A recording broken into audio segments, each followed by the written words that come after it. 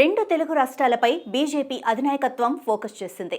కొత్త అధ్యక్షులను దాదాపు ఖరారు చేస్తూ రెండు రాష్ట్రాలకు చెందిన నేతలతో పార్టీ జాతీయ నాయకత్వం చర్చలు పూర్తి చేసింది.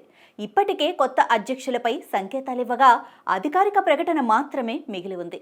ఏపీ, తెలంగాణలో బలోపేతం దిశగా అడుగులు వేస్తున్న బీజేపీ త్వరలోనే కేంద్ర బడ్జెట్ నుంచి కీలక నిర్ణయాలు ఉంటాయని పార్టీ నేతలు చెబుతున్నారు. తెలంగాణ బీజేపీ అధ్యక్షుడి నియామకం పైన పార్టీ నాయకత్వం ఒక నిర్ణయానికి వచ్చినట్లు తెలుస్తోంది. ప్రస్తుతం అధ్యక్షుడిగా కేంద్ర మంత్రి కిషన్ రెడ్డి ఉండగా ఈ నెలాఖరులోపు కొత్త జాతీయ అధ్యక్షుడిని ఎన్నుకోవాల్సి ఉంది. దానికి ముందే పలు రాష్ట్రాల అధ్యక్షుల ఎంపిక జరగాలి. కిషన్ రెడ్డి స్థానంలో కొత్తగా బీసీ వర్గాలకు ఈ పదవి ఇవ్వాలని పార్టీ నాయకత్వం నిర్ణయించింది. అనేక చర్చల తరువాత పార్టీ నాయకత్వం ఈటెల రాజేందర్ పేరు ఖరారు చేసినట్లు విశ్వసనీయ వర్గాల సమాచారం.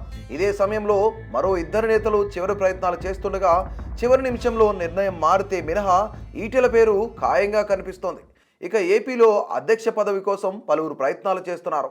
ఏపీలో కూటమి అధికారంలో ఉండడంతో మిత్రపక్షాలను కలుపుకొని పోయే నేతకు బాధ్యతలు అప్పగించాలని పార్టీ నేతలు భావిస్తున్నారు. ప్రస్తుతం పార్టీ అధ్యక్షురాలుగా ఉన్న పురంధేశ్వరి 2023 జూలైలో ఈ బాధ్యతలు చేపట్టారు.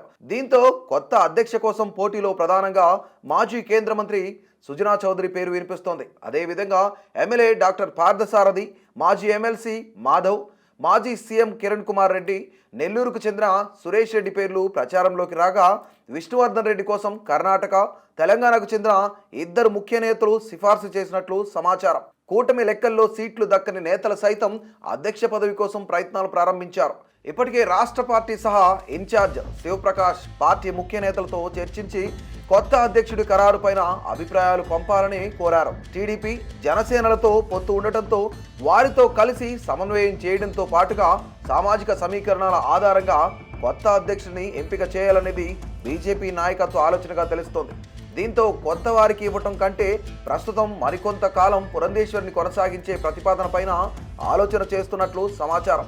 కొత్త అధ్యక్షుడి నియామకం పైన వచ్చే వారం అధికారికంగా నిర్ణయం తీసుకునే అవకాశం కనిపిస్తోంది.